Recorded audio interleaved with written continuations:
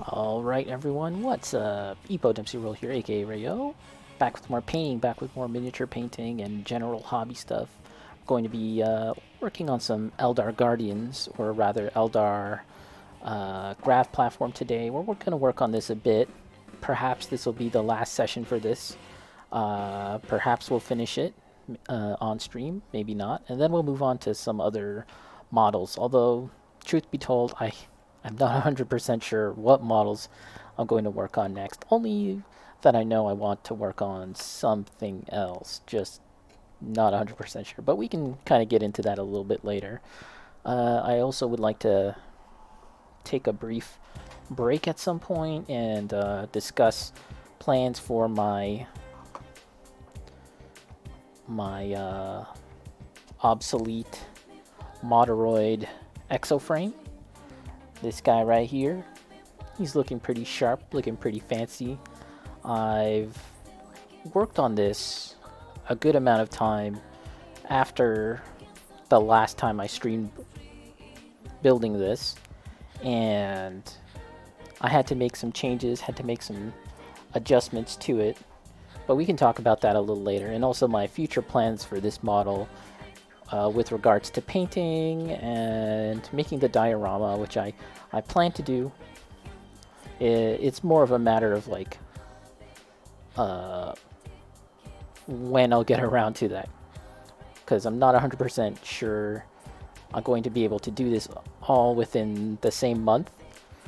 Initially, I had planned to work on this model, paint it up, and have a diorama done for it all this month, but I'm not. Now that I've had time to really kind of think about it more, realistically speaking, I'm not sure if I can do all that, but we'll see. We'll see.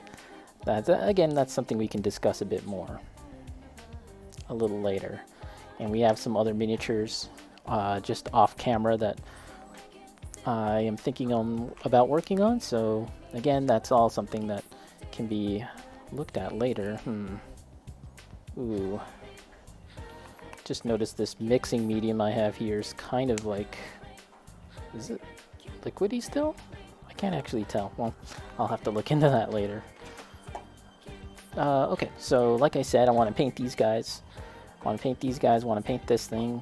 Kind of get that mostly done today, hopefully.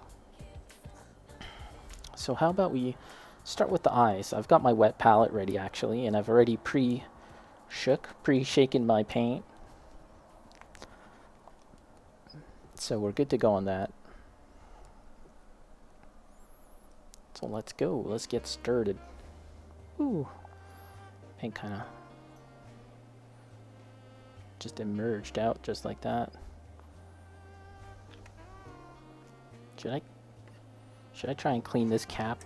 I've not used to paint like this, so I don't know what's the best method in terms of like making sure it's all clean and ready for the next time I open this and the paint doesn't get all clogged up inside here. I don't know what's the best practice, so let's just try and clean it up right now. You know, I was gonna stream yesterday. I like to take a break on Wednesdays, but here I am streaming on a Wednesday, mostly just because I didn't stream yesterday. And man, yeah, I just had like this really annoying headache. I was like, oh, I don't feel good, and I think it's related to something I ate. Just like my body wasn't cooperating, something like that. Just trying to clean this off.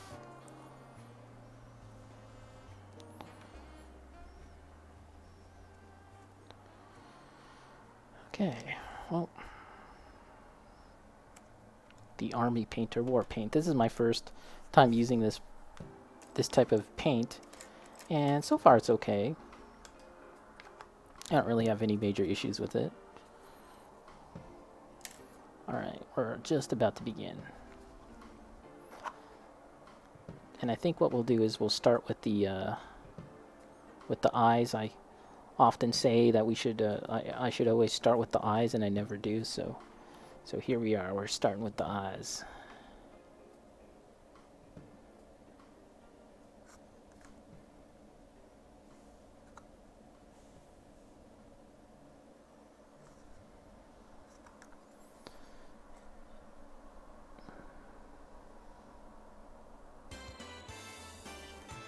Okay.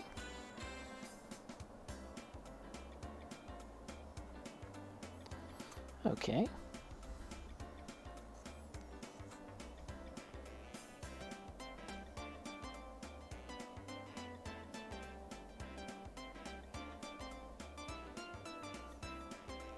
And because I've used this super bright pink only in this one concentrated area, just like these few areas, I'm kind of feeling the need to have this bright pink represented somewhere else, although I'm struggling to think of where exactly that might be. So in situations like this, I might just let it be and not have any other colors, not have this shown anywhere else. But let's see.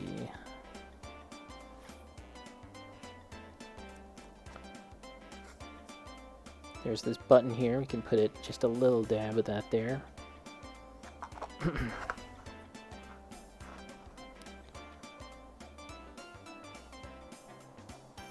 Okay. Is there anywhere else that I can put this? I don't really think so, to be honest.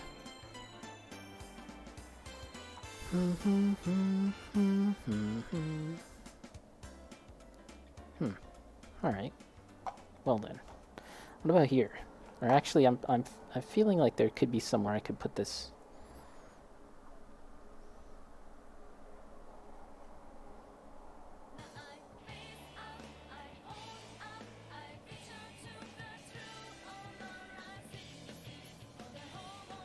I'm not even sure if this is supposed to be a readout display or something, but I'm gonna paint it hot pink. Pick out some of these details.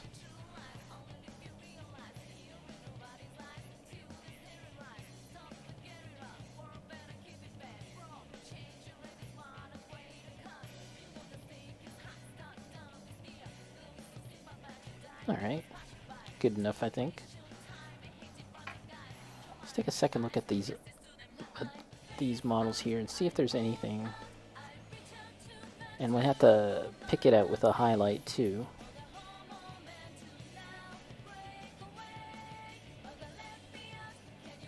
Which we'll do now. Just trying to think if there's anything else that I could add as pink, and I don't think so. Yeah, alright. So we're gonna... These are lenses, right? So they should have a bit of like...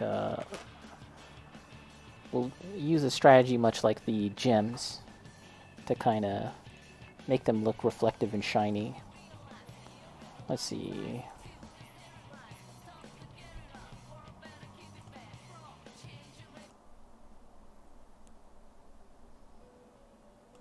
Let me just change my music real quick.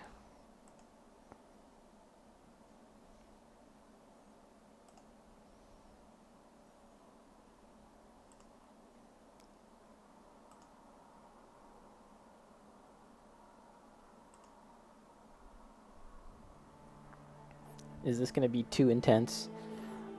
Shadow of the Colossus? That should be fine. I'm always worried if the music's going to be far too intense and it's going to make me feel all like clammy when I paint. Is that the right word? Clammy? Okay, let's get a little more of this.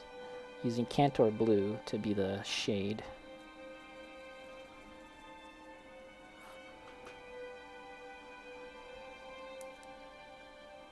I should probably make a shopping list of colors that I need to pick up next time I go to the hobby store.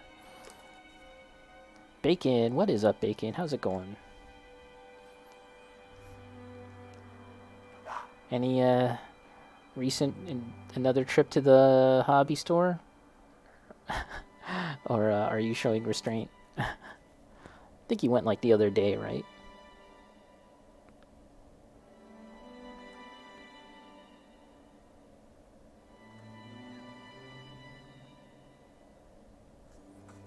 Doing the lens.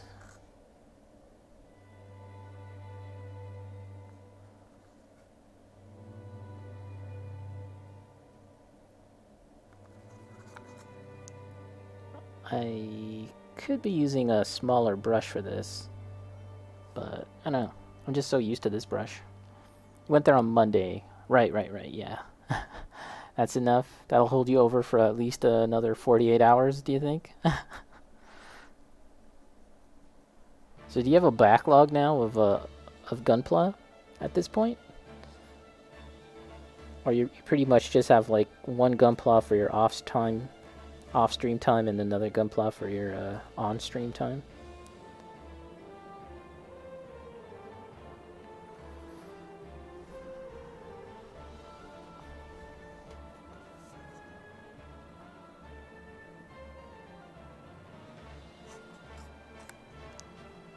Let's get the light just adjusted here.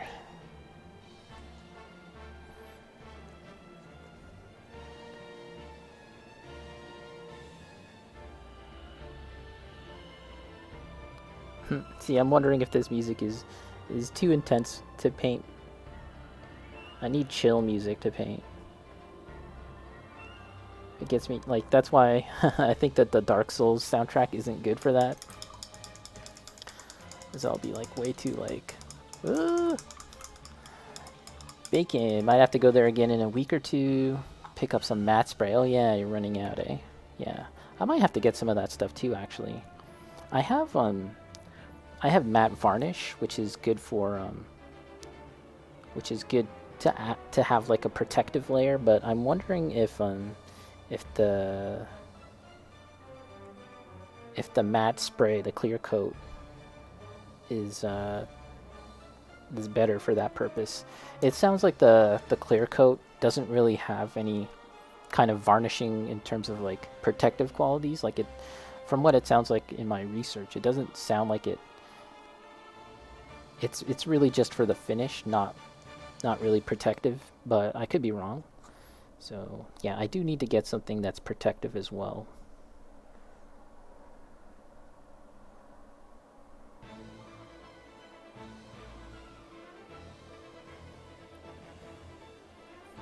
Okay, we'll leave those eyes alone.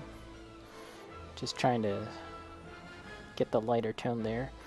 Bacon only working on one right now. Got 2 more Gunpla plus frame arm girls in the backlog. Oh shit, so you do have a legit backlog now.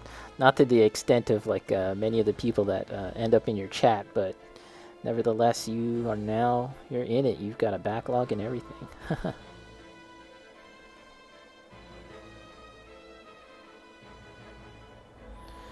Okay. Okay, we need to go lighter now. I think we'll add yellow instead of white. I'm always conscious of adding white to a highlight because it does make a color lighter. However, it also ends up making colors kind of chalky. So I tend to try and avoid using just straight up white when I can, and instead try and add something else that's also lighter. Something like this here might do the trick. Let's see. I'm just gonna add this to the hot pink, the fairy pink. Yeah, and it kind of has like a neon orangey look now, so we'll see. We'll see how this turns out.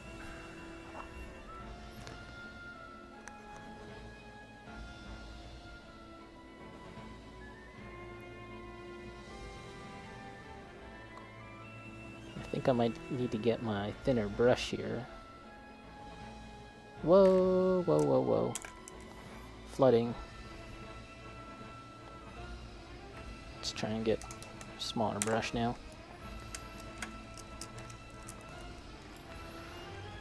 Bacon, I did work on that one Gunpla off stream as well. Wanted to make some real progress. Otherwise, it'll take me a month to finish it. Yeah.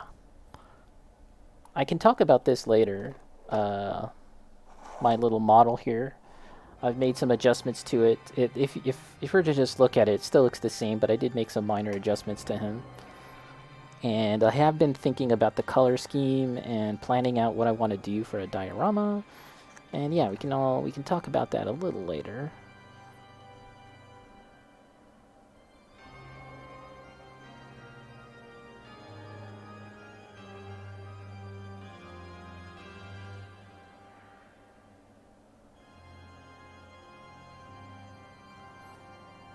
Right.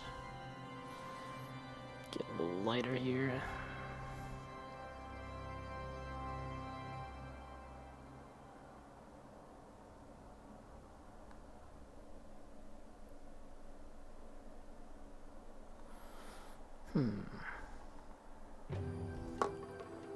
Feel like I should do a glaze, maybe.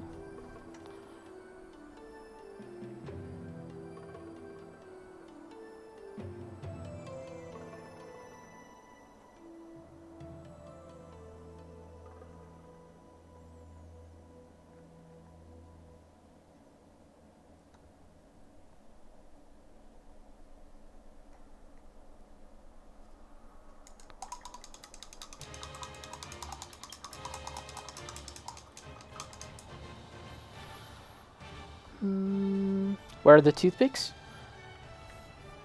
Well, in the picture that I showed you, they're actually still here, but I painted them black so that they don't stand out as much.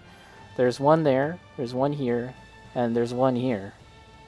But yeah, I painted them black because like it was distracting me, and I wasn't 100% sure if they looked integrated into the model or if it would literally just look like toothpicks. And now that I painted it black, it's not that noticeable really. So job well done on my part, I think. This part here needs a little bit of work, a little bit more. There is a slight gap which I need to fill with something, or otherwise do something to, which I have some ideas about. But yeah, I guess if you can't notice that there's toothpicks, then I guess I did a pretty good job. And yeah, I did add some other parts of armor and stuff, which yeah, you might not be able to tell just by looking at it real quickly just now. But yeah, I did some extra additions to it. Well, yeah, I think we need this yellow. And okay, let's get out some white. Need to do the glint of the lens.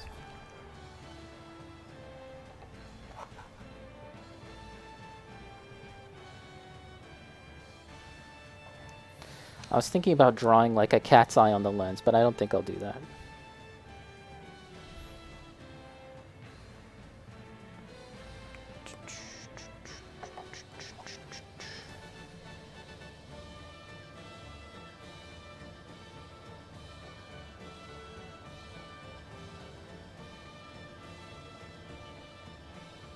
There you go. Yeah, while I'm listening to this soundtrack here from Shadow of the Colossus, I'm reminded of the fact that InGen Design, Fumito Ueda's studio, has a deal with Epic Games for their next game. So that's kind of interesting. I wonder if their next game will be PC exclusive for Epic, and will it show up on other platforms like the Nintendo Switch or Xbox or PlayStation for that matter, or iPad? Who knows? That's kind of interesting to think about. For so long, that studio's been associated with Sony, and now they're finally breaking free. And we'll see. We'll see how their next game fares.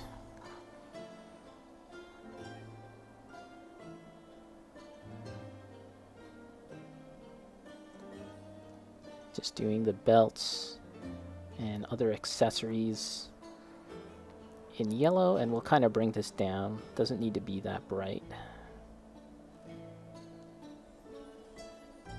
So yeah, we are into February now, and I still haven't really decided what kind of Warhammer model should I paint next. I'm not really sure. And even for that matter, like what's the next Gunpla or Plamo model should I work on next? I'm not 100% sure. Thinking about that a lot in terms of Warhammer especially. I think the new Eldar range is definitely an option, seeing as I've been painting Eldar anyways. Might as well kind of continue with that. And I also worked on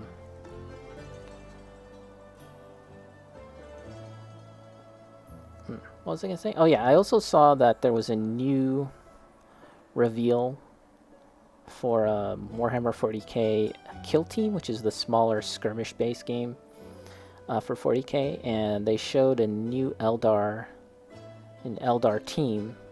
Team, is that the right word? Kill Team? And they're called Eldar Corsairs, and they look really cool actually because they're a mix of Eldar, Craft World Eldar, such as these ones, kind of like these guys, and Drukhari, the Dark Eldar. They're kind of mixed together, and they're supposed to be like pirates, and they do definitely give off that vibe of like a piratical force. Yeah, and just the idea that they're combined too is really neat. And I was looking at their weapons, and they have a mix of weapons from various other Eldar models. I even noticed a Harlequin weapon, like a crystalline pistol. I forget what they call it, but yeah, there was like this crystal weapon that is normally associated with Harlequins, and one of those models has it. And some of the armor looks a little more evocative of the Eldar. The Dark Eldar. Some of the armor looks more Dark Eldar-like, and some of the armor looks more Craft World. And it's pretty cool. Pretty neat. So yeah, I might end up getting those models because they look really fun. And it's just like one box filled with like a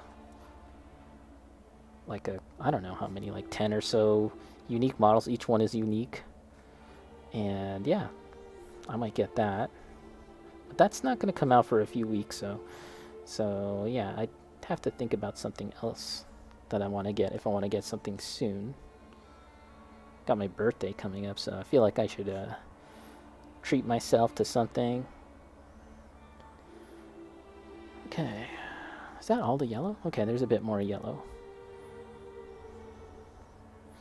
Not too much yellow on these models. I don't want to overdo it, you know. I think if this was the version of me from high school or something, I would definitely put yellow more everywhere. Like yellow, anytime there was a specific little detail, I'd make it colored differently. I just want to color every single detail something different, or within, you know, the selected colors that I've picked out. But these days I have a bit more restraint, and you know, especially with such a bright color like this, like yellow, I think it works best if you kind of just use it sparingly and put it only in a few key places, and that's how it works. It sort of works out better that way. Because if I put like yellow, like every little stud on his cufflink, yellow, yellow, yellow, all that, it just becomes a little too distracting, I think. Rather than an accent, it becomes just like this distracting thing. And yeah, I definitely would have done that before. That was kind of like what I used to do. And yeah, nowadays I try and tone it down. Bacon, time to get yourself a nice gift. Yeah, get myself something. I mean, yeah, I guess Elden Ring counts as a gift too to myself when that comes out. It's coming out fairly soon. But yeah, get a model of some kind. Okay, so now we're gonna go down and darken up this color. Let me get some water here.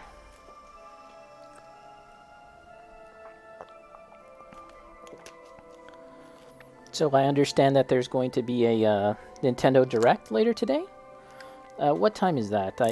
I believe it's going to be later in the evening. Are there any rumors as to what we're going to be seeing? I'm just taking some Uriel yellow, and we're going to kind of go down and shade that bright yellow that I've done and kind of knock it down. It's starting at 5 p.m. Eastern. Okay.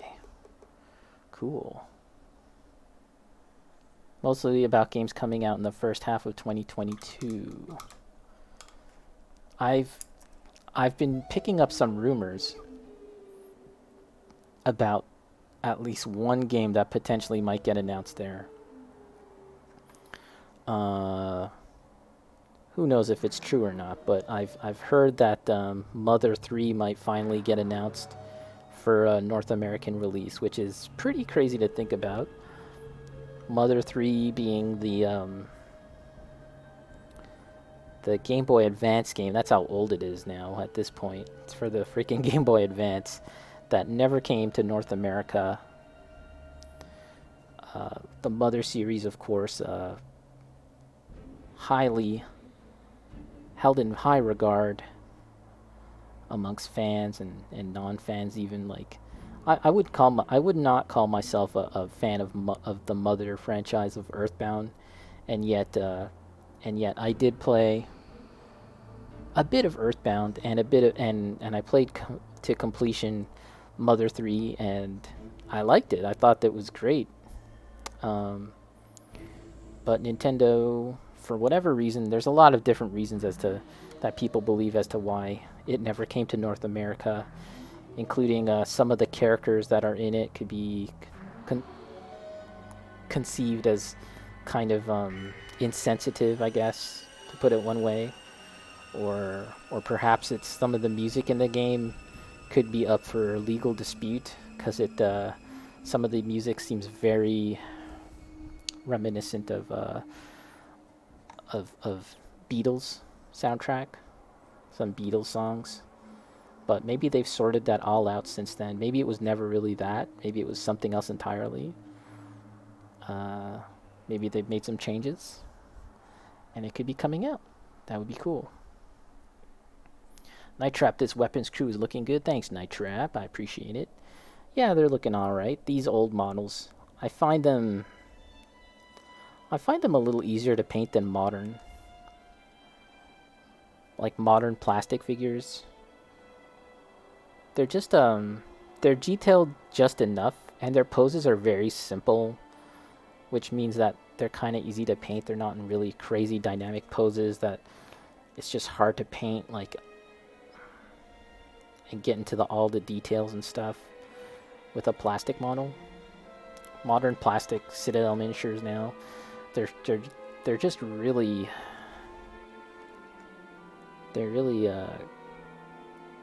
sophisticated, I guess is one way to put it. In the way they're made, in the way you put them together, and the posing and everything. A whole lot more dynamic, which is cool, but also means it's just a little bit harder to paint, I think, at least. Maybe I'm just being weird. Bacon didn't know about possible issues with Mother 3, music issues. Yeah. Some of the tracks sound like they're ripping off Beatles, like some Beatles song. I don't really know anything about Beatles songs, to be honest. But yeah, maybe that was never an issue. It's all just speculation, right? Who ever really knows what's going on in Nintendo's head other than Nintendo themselves, right? They they kind of march to the beat of their own drum. So it's all just speculation for years and years as to why we never got Mother 3, but maybe, just maybe, it's happening today. Who knows? Who knows? I believe Shigesato Itoi, the director, creator of the Mother series, who I follow on Twitter, and he's actually a really interesting figure. He's kind of what's the best way to put it? A Renaissance man. He's more than just a game developer. He kind of has his foot in a lot of different projects and stuff beyond video games. And actually, for the most part, he's not really involved in video games at all. But amongst artists and illustrators and just general like creative people who like making scrapbooks and diaries and stuff, he's created this diary notebook thing called the Hobonichi Planner. I think that's what it's called. And it's just this really popular line of diaries and journals that are super popular all around the world. And he makes a bunch of interesting things like that. Okay. I think we need to go a little deeper, a little darker. And yeah, sorry, I got sidetracked, but Shigesato Itoi, he tweeted today like Like something along the lines of like, why is everyone so excited about today? Like, you know, like wait, hold on, why did he talk about something going on today? And yeah, there was more to that, but people seem to think that he's sort of acknowledging that there might be a Mother 3 reference today. I don't know. I don't know. I again, who can say what's going on with Nintendo?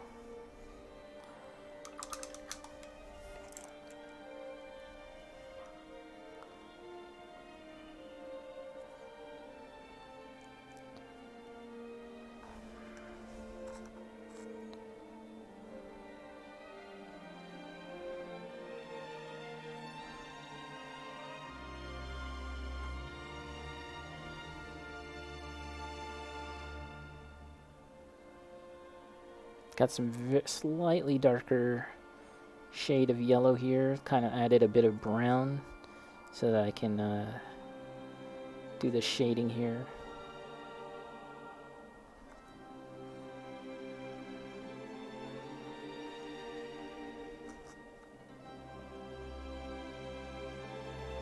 At this point, I would really love Nintendo to not just release a Mother 3, but do something with it, right? Do something more with the property. It's such a beloved property, and Smash really helped to kind of keep it relevant for many, many years, right? Like if it wasn't for Smash, no one would really know, or far less people would know about who Ness is, right? And the Mother 3 cast. So I do think that Nintendo have an opportunity here to do something more with Mother, and really bring it to the stage, so to speak. Like also,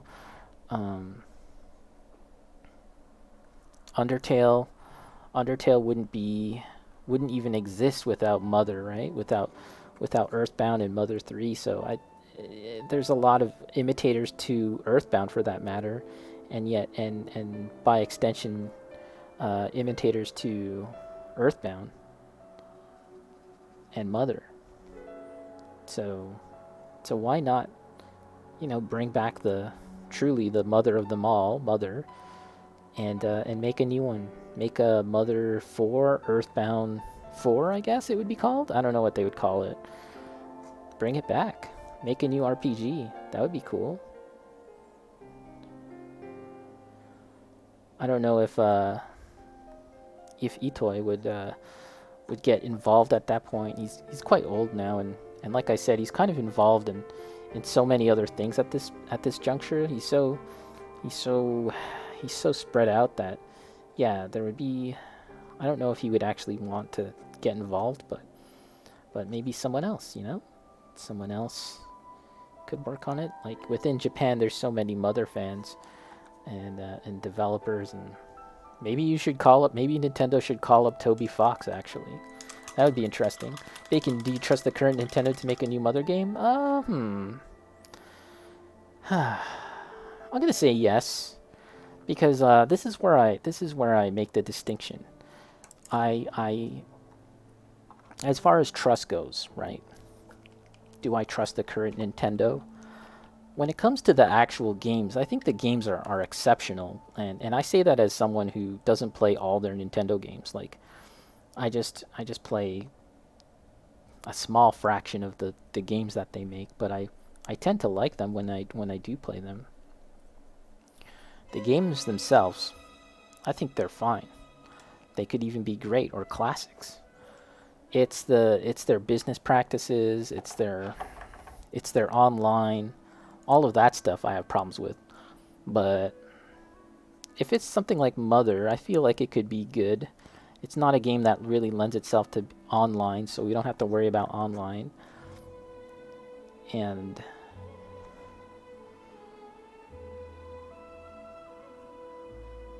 yeah, I think it can be kind of protected from the various shitty business practices that have plagued Nintendo, or most video game companies for that matter, these past few years.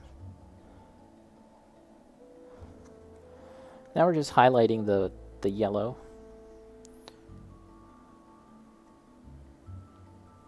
Just a little bit.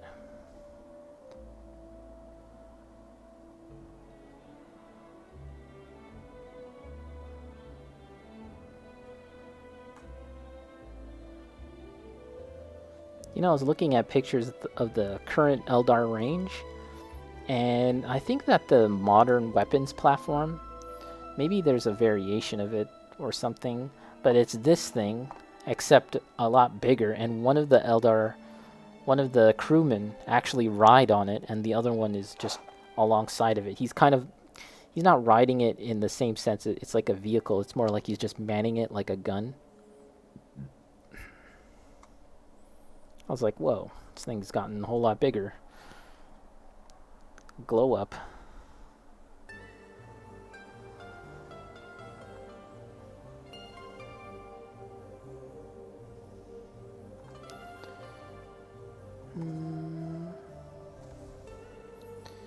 Then I gotta pick out the bleach bone parts. There's more parts here that need to be picked out with bleach bone. So we'll go ahead and do that. But yeah, for the most part, these guys are nearly done, really. Pretty happy about that. Let's wash it. Bacon, I just worry they might tone things down if they were to make a new one. Yeah, that's true. They might kind of tone things down. I don't know. It's an interesting situation to think about if they make a new one, especially when you consider if Shigesato Itoi is going to get involved. I would say that guy has kind of earned a lot of leeway in the same way that, you know, some of the other big directors from all over the industry have a lot of leeway. He's just about the same in terms of like status and reputation. So I think that they'll kind of give him a long leash, so to speak. But I don't know.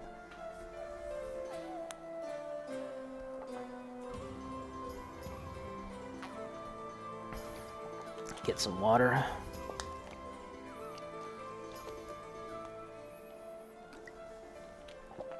Bacon, I really don't see today's Nintendo touching some of the subjects of those games. Maybe. I mean, I'd like to think that Nintendo can still approach some of the subject matter of those games. But yeah, maybe you're right. Maybe they won't. Like, maybe they want to make safer games, games that really aren't going to challenge people in a thoughtful way. Maybe those times are long gone. Then again, we have something like Fire Emblem Three Houses, yeah, which I have, and I haven't really gotten too far into it yet. I'm thinking if I should just start over from the beginning, but I don't know. We'll see. I like what I played, but it's just I'm never really in the mindset to play my Switch, so I just don't really play it all that much.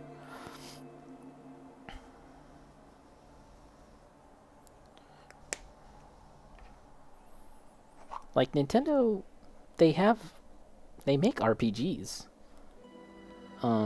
They make games like they publish games like Xenoblade and all of that. So it's not like they're starving for more games in that category. They could happily not make any more Mother games, and they've basically fulfilled. They still can fulfill that genre, the need for that genre through other games. But I think that the Mother franchise, it just hits different. It really appeals to a different kind of crowd that Nintendo kind of has by default, and yet they don't really make games that cater to that crowd. So yeah, why not make one? I don't know. That kind of like indie RPG crowd.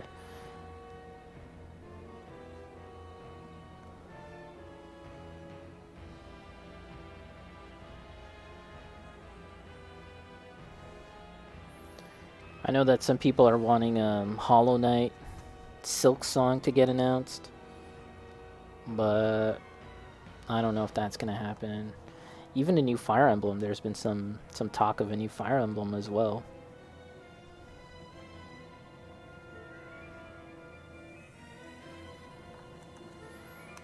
This gun here. Let's kind of wait for this paint to dry. This is, I'm assuming, some kind of ammo box.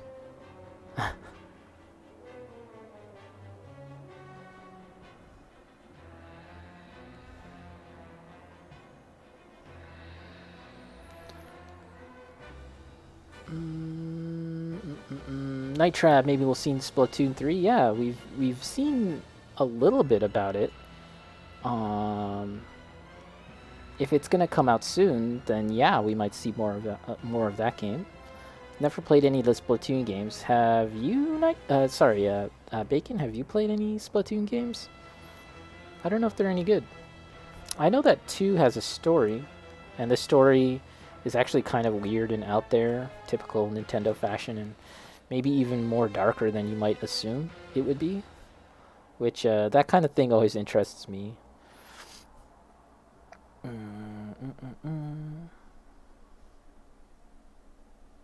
I thought they already announced Splatoon 3. Bacon, yeah, they did announce Splatoon 3. However, there's always room to like do like a little bit more covering the game, you know, talking about it more in depth. I feel like they haven't really had an in-depth thing about it, but maybe they have. I don't know.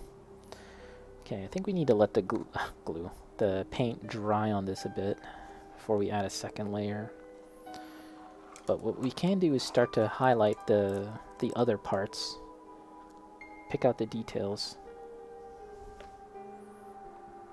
Bacon never played Splatoon? Okay. I wonder if Splatoon is considered the best new franchise to come out of Nintendo's Wii U days. Because that started out as a Wii U game, I believe. And yeah, it could be just about the most popular new thing to come out of Nintendo during that time, that very difficult time for Nintendo.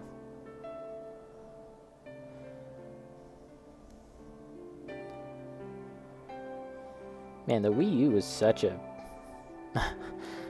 dud for Nintendo. It's kind of crazy to think about how crappy that thing was. Maybe not crappy like in terms of what it could do or potential or its technology, but more in terms of just how it ended up coming out, and really didn't inspire anyone. It didn't really move in numbers, that's for sure.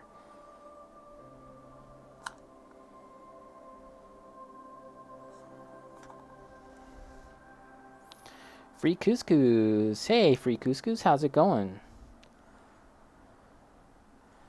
Yes, definitely, Bacon. It was just poorly marketed. It was poorly marketed, but also it just didn't really have the backing of the other developers. Like, I think that early on, a bunch of devs and publishers got on board, but then when the sales kind of dropped like a rock, it was like, oh, we're leaving. Like, the Wii U got a Call of Duty game. Isn't that crazy to think about?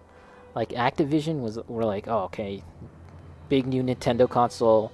It's gonna be like the next Wii. Let's get a Call of Duty on there, right? And my understanding is that the devs tried really hard to make a very good Call of Duty game, and apparently, yeah, it was a good one, all things considered, right? But unfortunately, just no one bought it, right? Because if you're playing Call of Duty, you're playing it on an Xbox, you're playing on PC, or you're playing on a PlayStation, but you're definitely not playing it on a Nintendo platform. So my understanding was that Activision was really disappointed with the performance of Call of Duty on the Wii U. So they were like, yeah, we're not doing anything else for that thing. And then many other developers followed suit, right? Once one of them drops out, the rest start dropping out. It's kind of been a problem with Nintendo for a very long time, right? It's just getting those third-party developers to jump on board, to get on board, and yeah, it seems like with the Switch now they've kind of gotten to a point where there's more interesting stuff coming out. But yeah, it was poorly marketed too. Like right from the start, that original reveal trailer, and I was confused. I was like, is this just an add-on to the Wii? They didn't show the actual console. They just showed the gamepad, right? And then they quickly showed the console, and yeah, it just wasn't clear. Is that because it was like a white rectangle? So I was like, wait, is this a new white rectangle, or is this the same old white rectangle? Alright,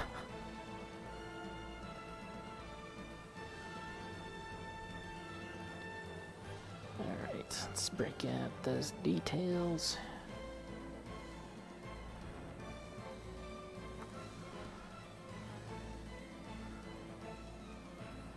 Okay, let's pick out this.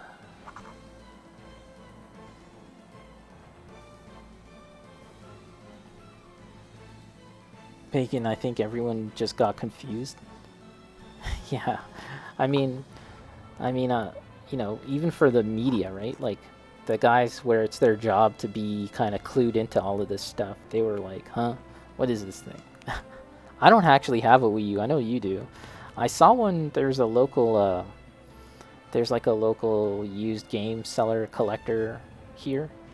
And he was, I don't know if he still has it, but he was selling one for like, I don't know, $175 or maybe it was like 200 or something. And I was like, maybe, I don't know. I kind of doubt I'd really use it, right? I don't know what the modding scene is like for it. Maybe there's some good mods for it.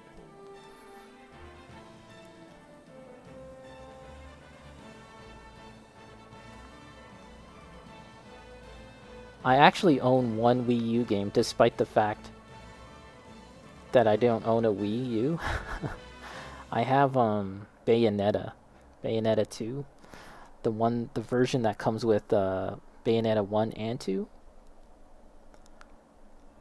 Yeah, I have that.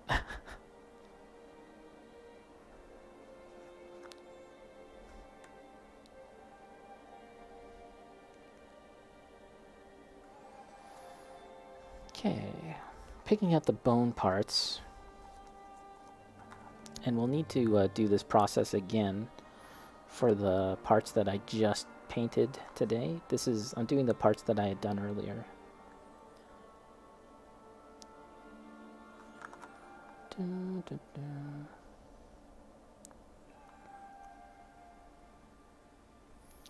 Bacon, using the tablet as a controller is a terrible idea. Oh, you could control Bayonetta playing as on the tablet? Well, I guess so. I heard that the Star Fox game that they made for the Wii U was especially bad. That one's from Platinum, I believe. But there's this whole thing where you need to switch between looking at your TV and looking at your handheld, the handheld screen, because the handheld screen would offer, I don't know, like targeting view or some crap like that, where looking at the screen was like you're driving, like the pilot view. So you constantly had to look up and down, and yeah, you can imagine that wasn't a very good experience. Doesn't sound good, at least.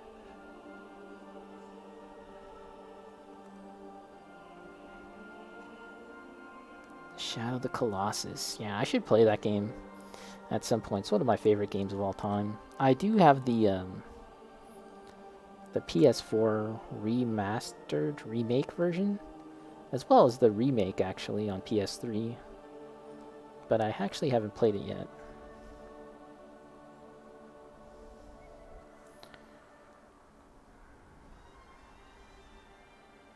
Bacon, and the fact that you can't buy a replacement makes using it terrifying? Oh, really? Oh, you know, occasionally I had seen just the Wii U gamepad at like a thrift store, and I always wondered about that. Like, so what do you do with this thing? And I guess the answer is absolutely nothing. Like, I couldn't just find the console and then pair it. I have no idea.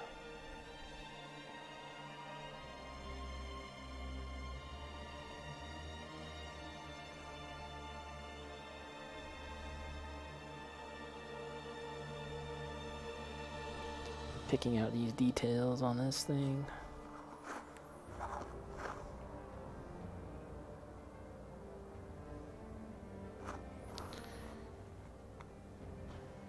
Some games require you to use that damn thing instead of a regular controller.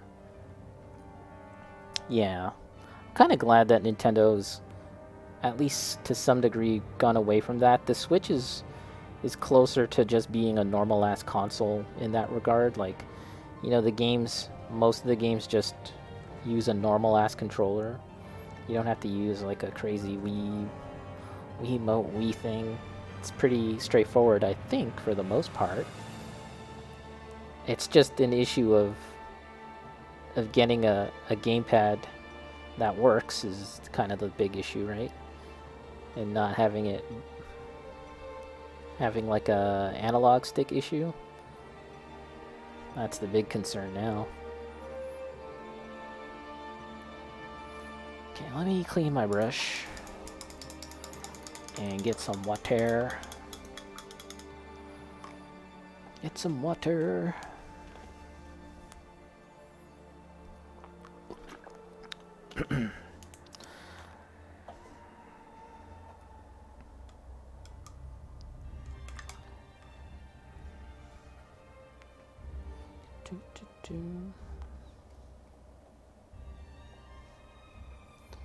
So the bone parts are looking pretty good now.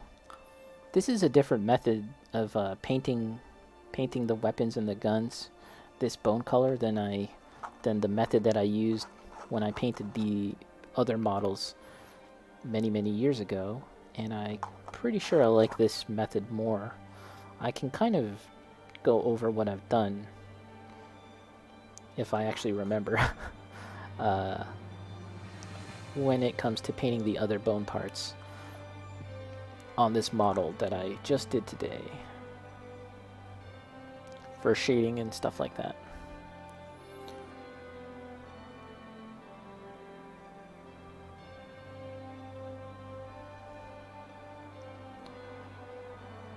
Let's see, I think that's fine. Let's do a little rim here.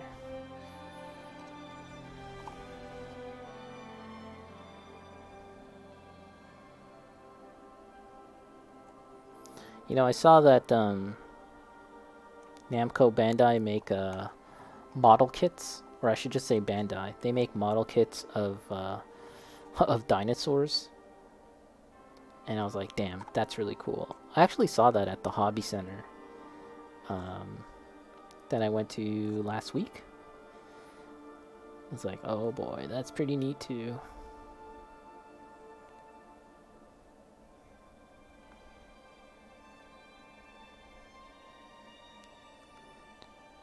If I ever might keep that in mind as a gift for our certain dinosaur-loving friend that we have.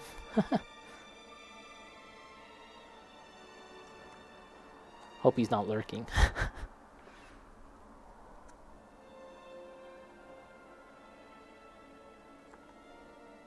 Okay, so looks like there's the underside here that I gotta get. I think that is mostly it.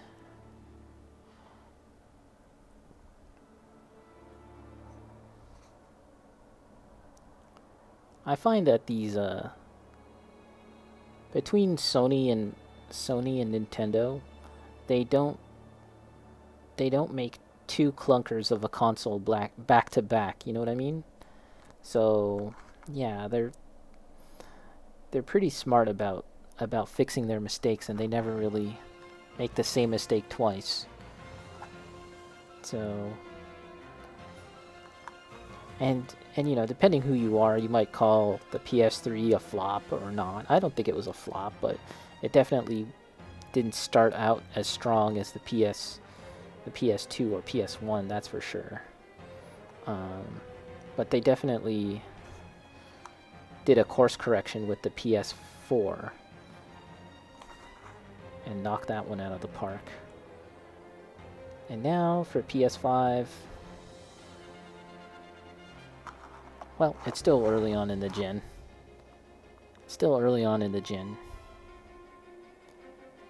Don't think we can say that it's an all-out success. I guess we can in some respects, but, you know, that depends on the other guys too. How the rest of the generation shapes up. Alright. Bacon, you don't think he's here right now? Okay. I think he's a bum. No, just kidding. Just kidding. Okay, so we are going to do a little bit of shading now. We'll use this tin. And we're going to shade the bone part on the new parts that I painted here, like this. I just painted this today, the base bone color. And we want to take it to a point where it looks more like this. This is closer to the finished product. I also need to get to a highlight stage. So, yeah. So the way we're going to do that is we're going to shade it, and we're going to use some of this. This is ink, actually. It's acrylic artist ink sepia. Just a little squirt. And we're going to bring that down a lot with some water. I'm gonna really kind of dilute it considerably with water. Probably around that, possibly even more. I think the last time I did this, I also included some Citadel ink too, but we'll forgo that for now. Bacon, even the 360 is questionable. It's successful financially, but that thing has terrible quality control. Yeah, so I'm thinking more strictly in terms of like how much money it made. And it did make a decent chunk of change, that 360. However, because of the recalls, that definitely cut into its profits. I'm pretty sure. Yeah, the quality control, as you said, was really bad. Let's test this out. It seems a little strong to me, so we're just gonna kind of do a few swipes here.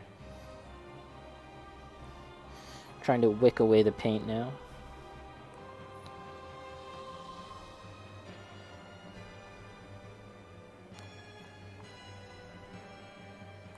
It's a lot of detail there that you don't want to get lost. So yeah, I'm just kind of taking away some of it, some of the ink.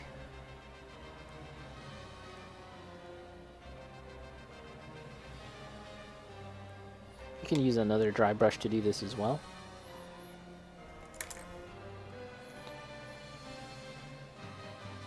I'll just use the dry brush to soak up all that extra ink. And now we're gonna go back. And I'm not really slapping around the paint, slopping it around, as I might do for a wash. This is a more intentional kind of placement of the ink. And there's still a bit of like capillary action, there's still a bit of flow as it moves and gets into the crevices. But I don't really want to get it everywhere.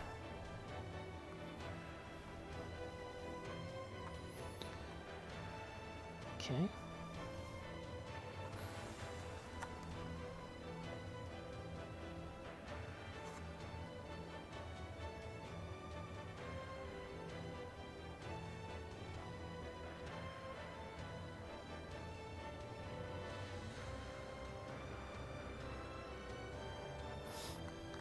Fantastic song, fantastic music from Shadow of the Colossus, the composer Kao Otani. We were talking about Kao Otani in a previous stream. He did some music for some monster movies, some kaiju movies, and I remember Bacon mentioning that he did some music for like an anime. I forget which one it was.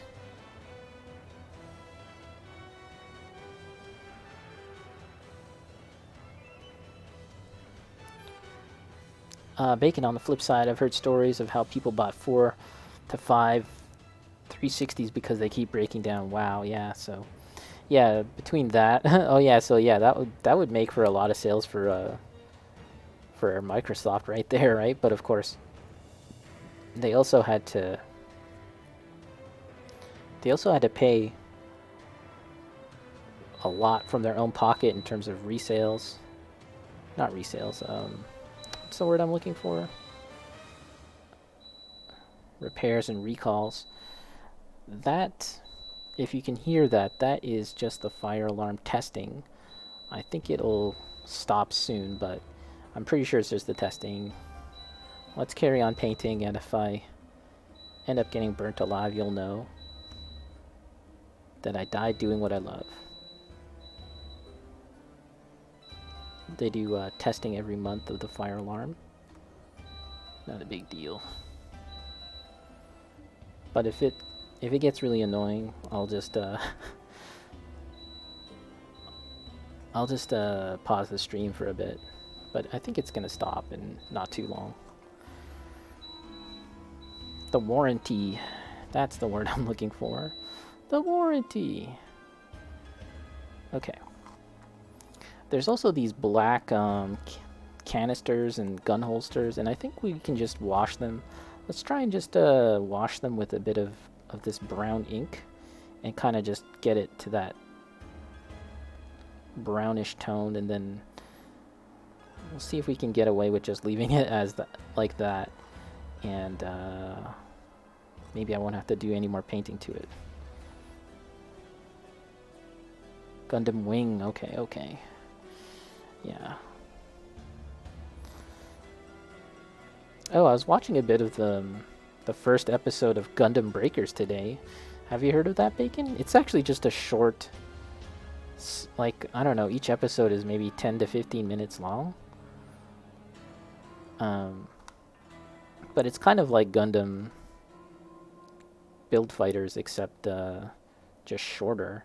I don't even know if it's in the same universe necessarily, but it uses the same concept of kids fighting with their gunpla.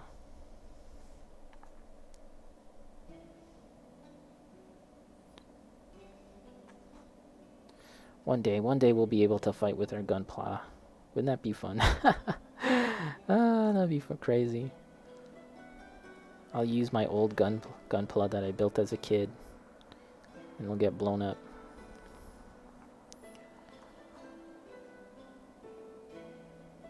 I'm actually noticing that you can see some of the metal base sticking through. Can I just put some of this ink here? Cover it up. I might have to go back with some sand or something. Okay, so how are we looking for this now?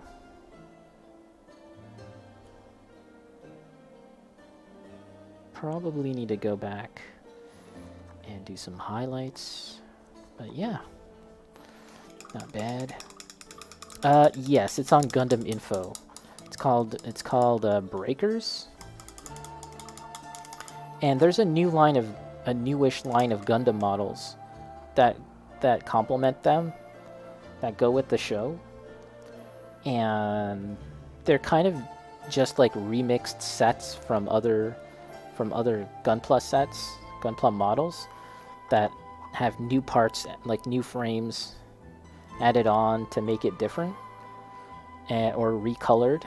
I was watching Zaku Aurelius talk about it, and yeah, because he's doing a contest, a model building contest on his YouTube channel, and it's a contest for that range of models. So I wanted to see what else they had, and then I was like, oh, there's also an anime? Okay. Interesting.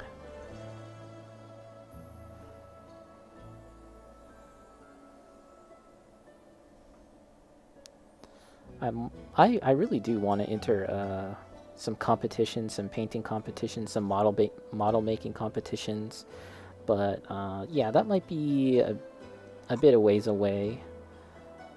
I might have to do a bit of practice models first. But yeah, I do want to. I don't even think I'm gonna win, right? I just want to enter because, yeah, it's just something that I used to do, and it kind of pushes you to try new things, and and learn new techniques, and that's what I like to do. I like to learn new techniques, so that's a good way to do it.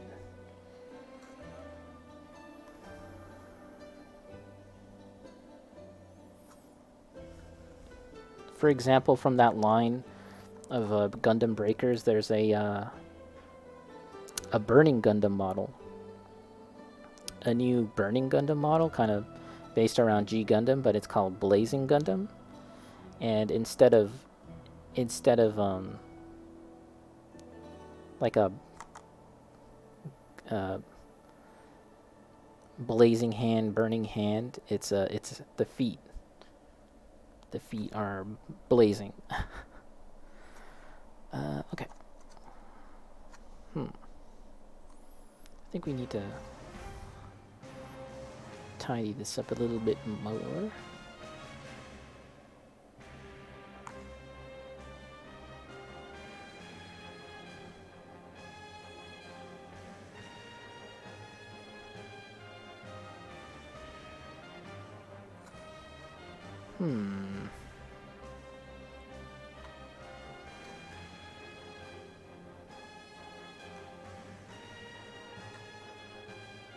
And yeah, in my research of other Gunpla models out there, I was looking at some of the ones that caught my eye.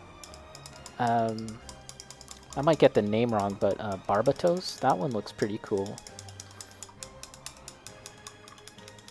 Oh, you've seen that kit, the one I was talking about? Yeah. And yeah, I think from the same line, there's a variation of Barbatos called like Barbataros, and it's kind of like this mix of the Barbatos model, but like a Minotaur or something. So or I guess a Centaur is more proper, because he has he has 4 legs. I was like, that is pretty interesting. I like the weird stuff. So yeah, imagine a Gundam with 4 legs, and he has a bow, which I thought was interesting too. I don't know of many Gundams in Gunpla with a bow weapon, so that's kind of neat.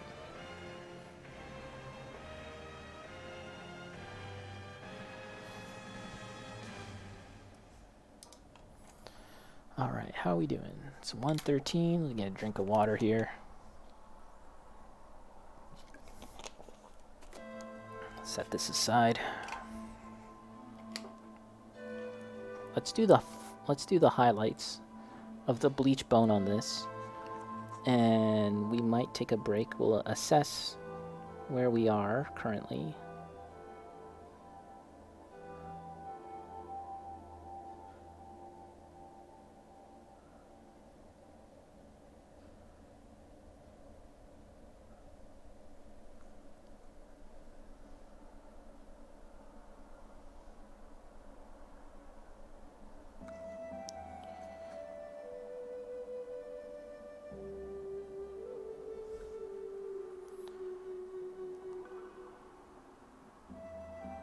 Bacon, I really like the Barbatos. Just waiting for a master grade version of its upgraded version, since it looks more beast-like. Oh, really? Okay, I should see what you're talking about.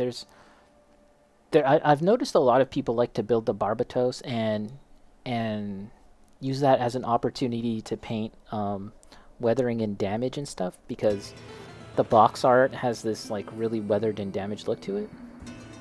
I don't know anything about the show, but it seems like the Barbatos kind of has this, yeah, kind of like a more primal, primitive feeling to it compared to other Gunpla that I've seen, other Gundam models, or rather Gundam designs. I don't know if you can elucidate on that aspect of the show, Bacon et al. Like, what's the deal with that?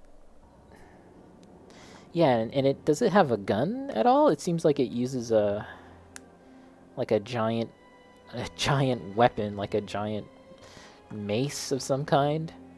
Again, that caught my attention. I was like, whoa, that's pretty interesting.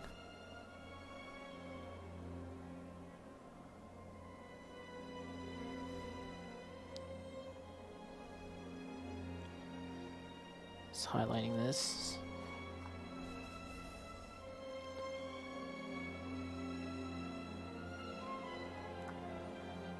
Now I'm just picking out the highlights.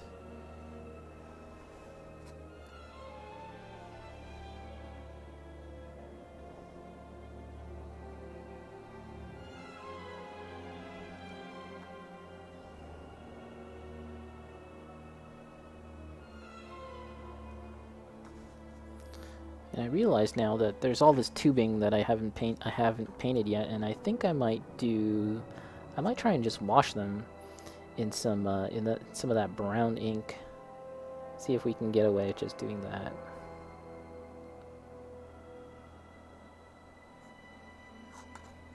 Let's get the underside of this eye. Just a little bit.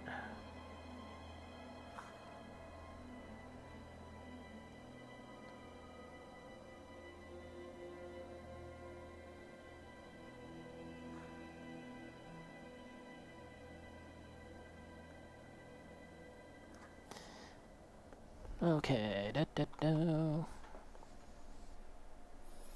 You should also look into Gundam Kamara's Trooper. Did I read that already? It has a centaur gimmick. Oh, really? So, so that thing I saw was not the first instance. There's a long history of centaur Gundams. When am I gonna be able to get that? What was it? The Greek, the Gundam from G Gundam, the one that has a chariot. When can I get that? I want a Gundam chariot.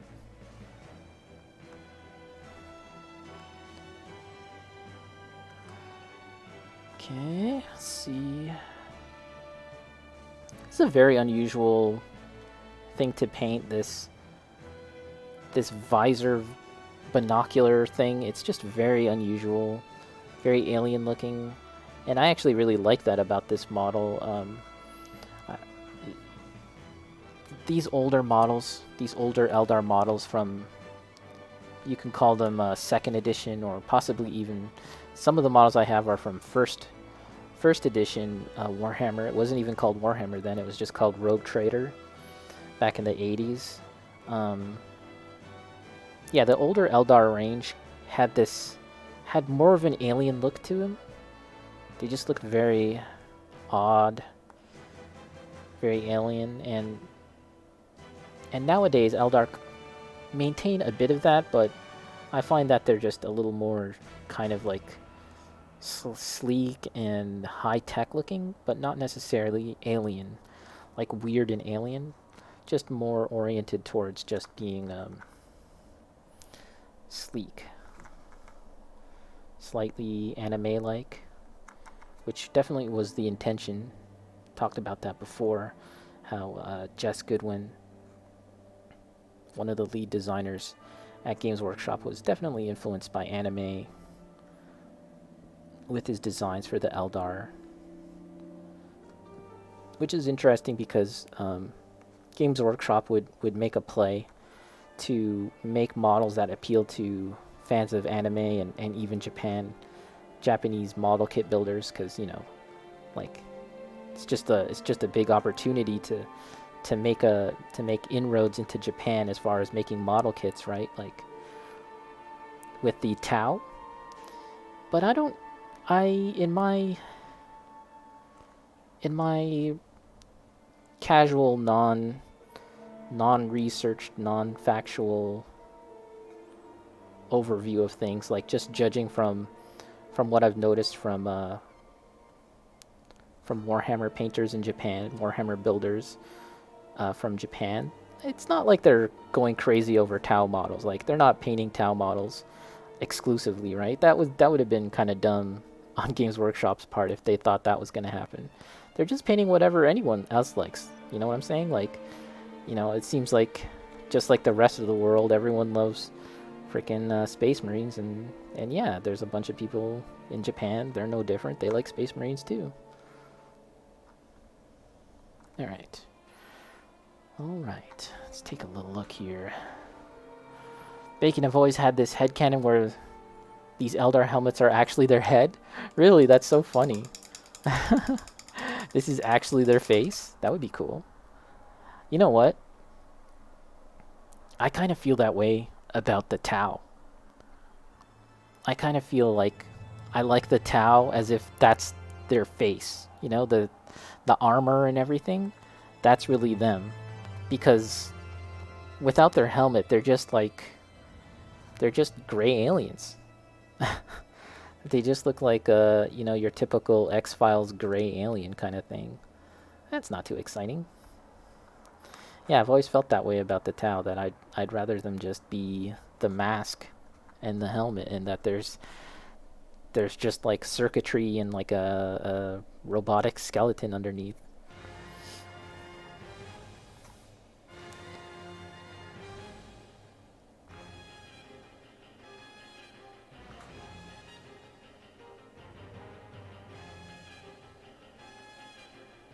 I mean, at least with the Eldar, when you take off the helmet, they're just like, they look just like elves. That's fine.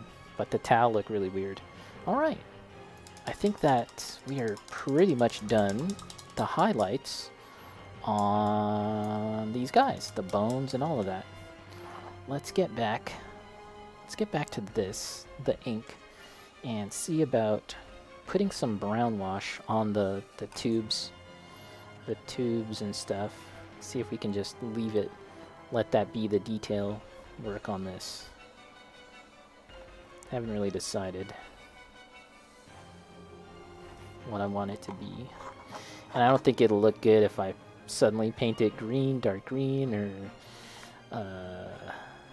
pink, like this really blazing, annoying pink color. I think something kind of subdued will be best. Nothing to distract.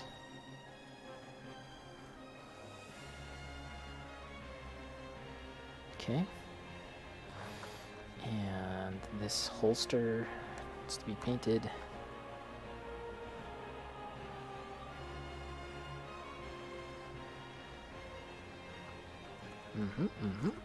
Looking good.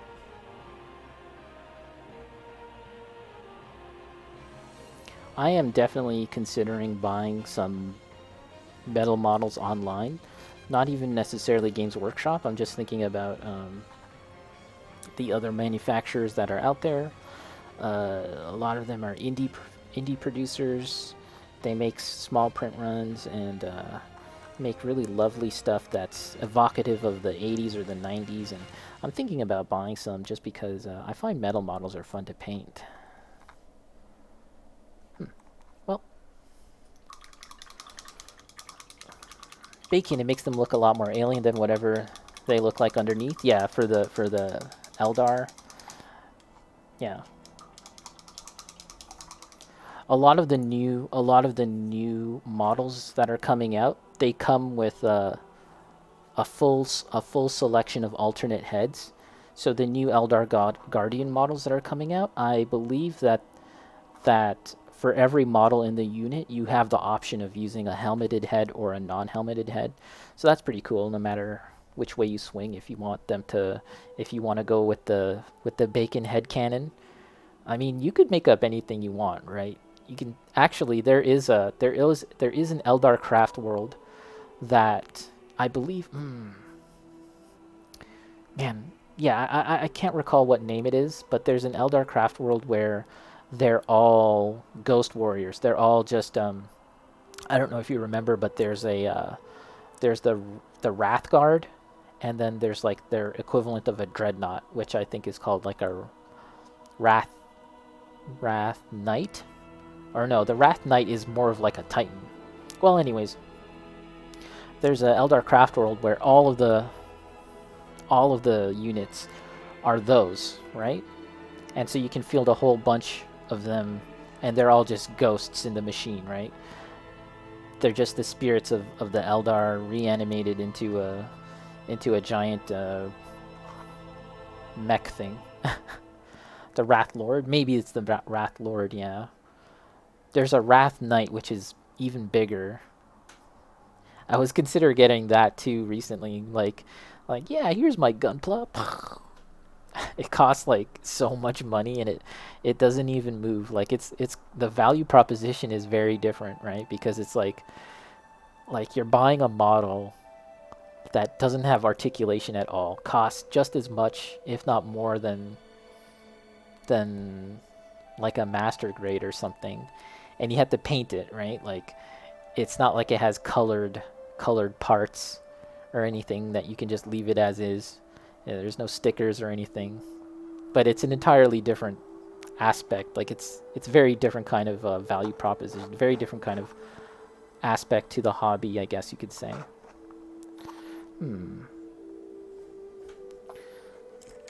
Let's get in there with a little bit more ink.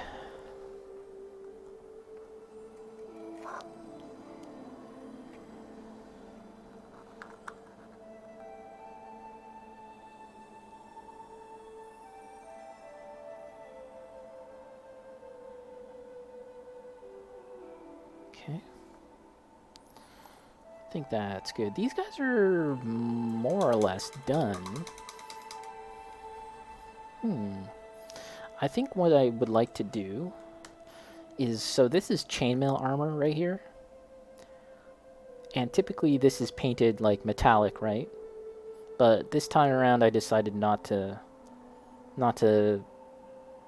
make that distinction and just kind of have them all the same color so that they'd blend in better with the rest of these guys, right?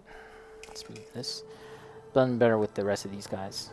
Because if they suddenly had like metallic chainmail legging, that would be kind of distracting compared to the rest of these guys. So like seen from a distance, I feel like they look like they're from the same army. So that was kind of the point, right? To make them blend in together, even though there's, I don't know, like 10 years or more in between these two model ranges, these two models.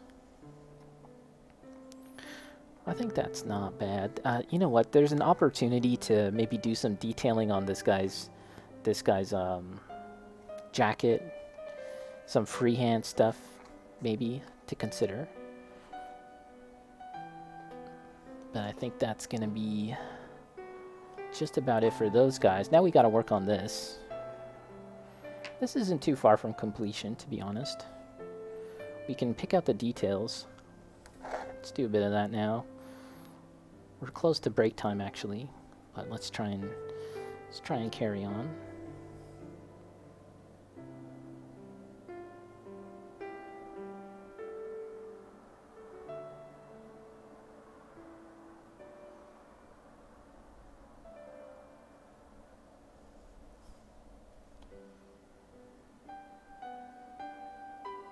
But yeah, there's with the new models, as I was saying earlier, there's options to have it so that you can have the faces or not.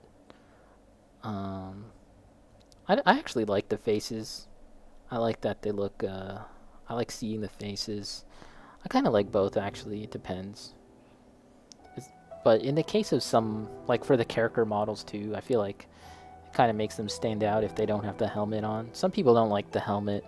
I mean, some people don't like helmetless models because it just doesn't make sense if they're supposed to be on the battlefield, right? Which I get. Yeah, there's some parts to this that I feel like I want to paint more when it's attached to the model. But I'm actually having second thoughts about gluing this gun onto the frame. There's a choo-choo train. Let me just get the window here. Yeah, I've been thinking about foregoing the gluing of this to this platform here, and maybe getting it to magnetization and magnetizing this gun onto this, having two magnets so you can swap them out. There's a YouTuber that I've been in contact with. He's also an Oldhammer fan, and he's been doing that with a lot of his models. So, like, for example, you could put this gun here, but maybe I want to put this gun on the Viper jet bike or the Falcon grav tank. If you use magnets, you can do that, right? You can just attach it on, attach it off. So I've been thinking about that because that'll just be a whole lot more flexible. So yeah, I might do that. But let's we're just about ready to have a break, so let's do that. Let's have a break, and then when I get back, let's take a break from from painting this stuff, and then we can talk about my my Plamo plastic robot model kit and what I intend to do for that model. Okay, break time.